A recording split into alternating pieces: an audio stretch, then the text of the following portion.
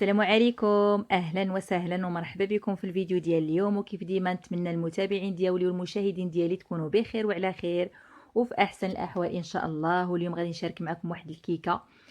واش من كيكه يا لاله كما راكم تشوفوا في الفيديو، مشربه بواحد لاصوص ديال الشكلاط، مزيج ما بين لاصوص ديال الشكلاط وقوقاو محمر. تجي لذيذه بزاف، سهله في التحضير ديالها. وواحد المكون اللي غادي يزيد لها واحد اللذه وجدتها للضيوف ديالي كلاوها وبغاو يزيدوا. ونتمنى حتى نتوما تجربوها ان شاء الله وتنال الاعجاب ديالكم. ويلا نتعرفوا على الطريقه وعلى المقادير. بالنسبه للمقادير، عندي هنايا واحد الكاس ديال الحليب العبار بالكاس ديال العنبه. الكاس ديال الحليب دافي ماشي بارد. واحد الكاس عامر ديال زيت نباتيه. كاس ديال سكر سنيده. 4 ديال الحبات ديال البيض بالحراره ديال المطبخ، ما يكونوش في الثلاجه. جوج ساشيات ديال الكاكاو المر. واحد الساشي ديال الفاني. معلقه كبيره ديال الخل. واحد الساشي ديال الخماره ديال الحلوى. جوج ساشيات ديال الخماره ديال الحلوى عفوا. وواحد الساشي ديال نسكافي القهوه سريعه الذوبان. بالنسبه للطحين، انا هاد الكيكه هذه هزت لي 3 ديال الكيسان عامرين العبار بالكاس ديال العنبه. وديما كيف ما نقولوا الفرينه تبقى على حساب البيض وعلى حساب الخليط اللي يكون عندنا. المهم هنايا عطيتكم يعني المقادير اللي درت انا، وانتم يبقى على حساب الخليط اللي خلطوا وشوفوا. عمرو ما نديروا الفرينه كامله في خطره. المهم هنايا غادي نجيب واحد الخلاط اللي غادي نخلط فيه داك الشيء كامل. بالنسبه لذاك الكاس ديال الحليب دافي، خلطت فيه ديك النسكافي ديك القهوه سريعه الذوبان، خلطتها مزيان. وفي الخلاط غادي نهرس الحبات ديال البيض حبه بحبه كيف ندير معكم ديما، باش هكا نتاكدوا البيض ديالنا راه كامل مزيان، ما يكونش شي وحده خاسره وتخسرنا داك الشيء كامل. حبه بحبه حتى نكملوهم كاملين في الخلاط.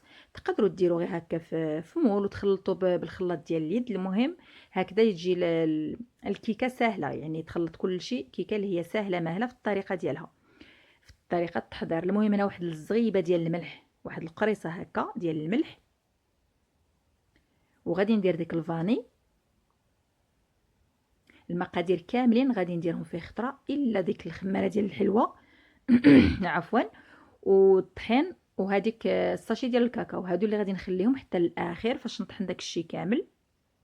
هذاك الكاس ديال الحليب اللي خلطت فيه ديك نسكافي، كاس ديال زيت نباتيه، والمعلقه ديال الخل. بالنسبه لديك المعلقه ديال الخل غادي تخلي لنا هكا الكيك يجي هشيش ويجي منفوخ.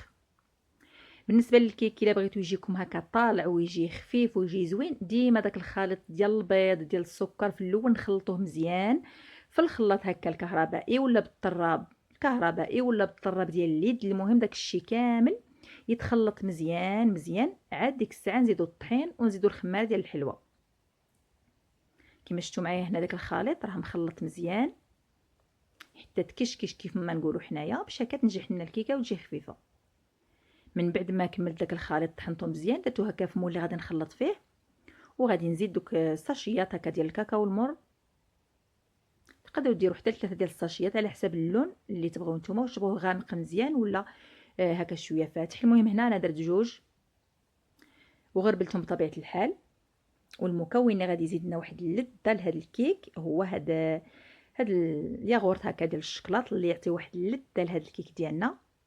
راكم عارفين هاد الياغورت ديال الشكلاط مع ديك النسكافيه مع هذاك الكاكاو المر، واحد المزيج اللي يجي لذيذ بزاف بزاف في هذا الكيك هذا.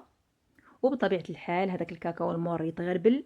الخماره ديال الحلوه حتى هي تغربل. الطحين بطبيعه الحال راه عندي مغربل باش هكا الكيك يجي لنا ناجح وما يجيناش فيه دوك التكتلات ودوك الحبيبات هكا ديال الخماره ولا ديال الطحين.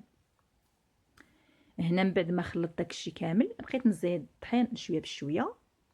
بالنسبه للطحين كما قلت لكم انا عندي هنا 3 ديال الكيسان عامرين ديال الطحين جاو لي نيشان في هذه الكيكه هذه، ولكن ما عمرو نديروا داك المقدار ديال الطحين اللي يكون عندنا، ديما شويه بشويه. كان خاصو نزيدوا الطحين. جانا هو هذاك يقدر يشطنا واحد شويه ديال الطحين. المهم على حساب البيض اللي يكون عندكم. راه بعض المرات البيض ما يكونش هو هذاك، يعني ما يكونش كيف كاين اللي ندير انا وديروا نتوما، يكون صغير ولا يكون كبير. المهم على حساب الخليط اللي يكون عندنا. من بعد ما خلطت داك الشيء كامل كما شفتوا داك الطحين كملته كامل جا نيشان. هنا الخليط هذا هو راني خلطت ووريت لكم كيفاش جا داير. ما يكونش داك الخليط ديال الكيك ثقيل بزاف باش ما يجيناش الكيك مدقس، وما يكونش عاوتاني خفيف بزاف باش هكا ما يهودناش داك الكيك فاش يطيب. انا هنا هذا المول اللي نطيب فيه هذا اللي مدور، تقدروا ديروه طوال ولا مربع، المهم على حسب اللي يكون متوفر عندكم. انا درت هذا هكا مدور، دهنته بالزبده كامل من الفوق حتى لتحت، ودريت عليه هكا واحد شويه ديال الكاكاو، ما درتش الطحين باش هكا ما تخرجليش ديك البيوضيه في الكيك. هنا من بعد ما دخلته للفران، الفران كان مسخن على درجه 180 درجه بالنسبه للحراره. كما شفتوا هنايا الشبكه راها في داك الدرجه التحتانيه كاع وشاعله عليه غير من التحت.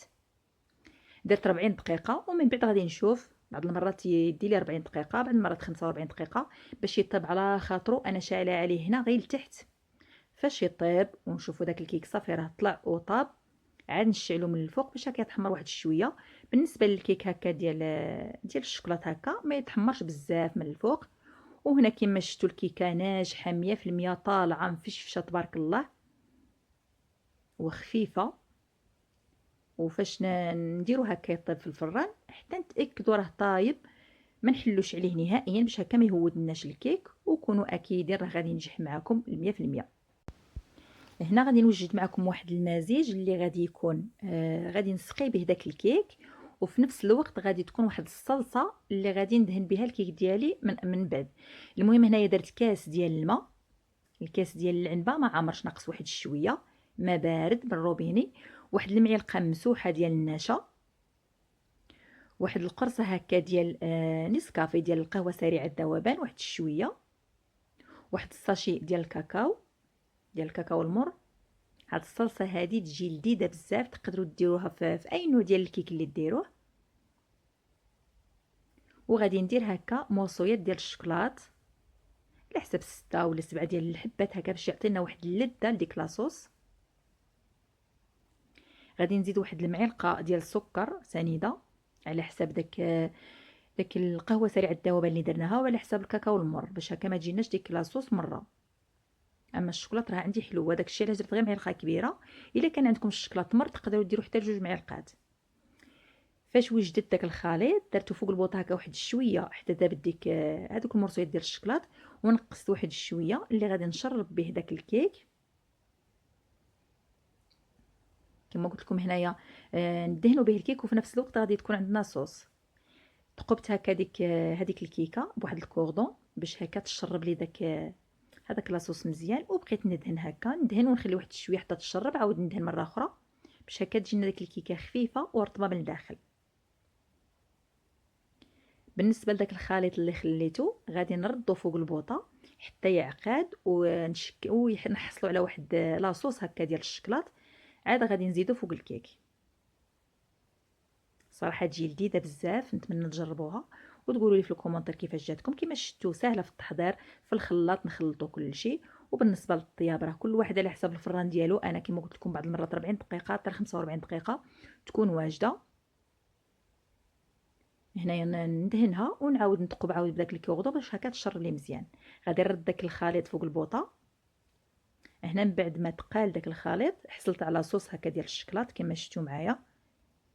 غادي نزيد لها واحد المعلقه كبيره ديال الزبده هنا باش تبقى لنا ديك الصوص طريه فاش نديروها فوق الكيك، ما تيبسناش على الكيك، تبقى هكا طريه وتعلك، وفي نفس الوقت تعطينا واحد اللمعان لهذاك الخليط لديك داك لاصوص ديال الشكلاط. غادي نخلط مزيان مع حد دافيه باش تذوب هذيك الزبده. وهنا زدت واحد شويه ديال القوقاو اللي كان عندي محمر هكذاك وافي، انا بغيتو هكذاك ما هرمشتوش.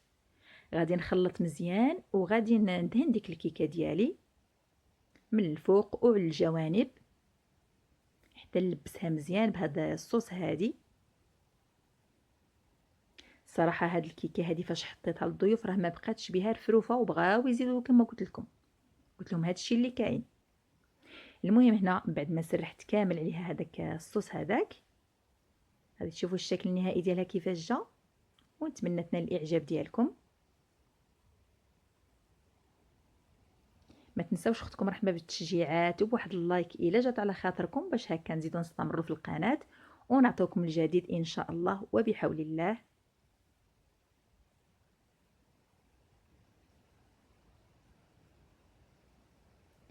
صافي هنا بعد ما كملتها كان هذا هو الفيديو ديال هذا النهار. نتمنى ينال الاعجاب ديالكم ونتمنى هاد الكيكه تجربوها ان شاء الله وتنجح معاكم.